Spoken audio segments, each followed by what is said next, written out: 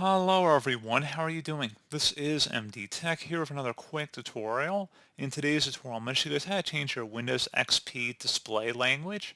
So this should hopefully be a pretty straightforward process here, guys, and without further ado, let's go ahead and jump right into it.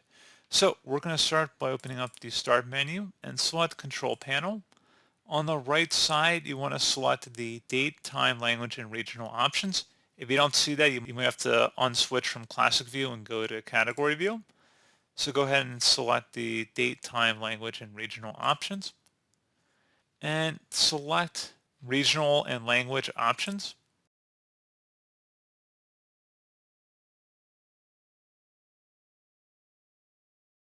Select the Languages tab, and then select Details button. Select the Add button here. Now select a different input language if you choose to do so. And whatever language you want, that's fine. And then the keyboard layout as well, go ahead and select that from the list here. And then you would select OK, and then OK again, apply, and OK.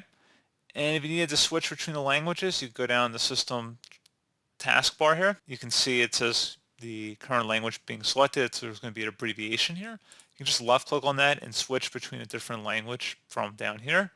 So pretty straightforward process. If we went back into the regional language options as well, and you went back to languages and then details, you can remove a language from here as well. You just select the remove button, and then you won't have that option down there anymore because you should only have one language installed on your computer. So pretty straightforward process, guys. I do hope I was able to help you out, and I do look forward to catching you all in the next tutorial. Goodbye.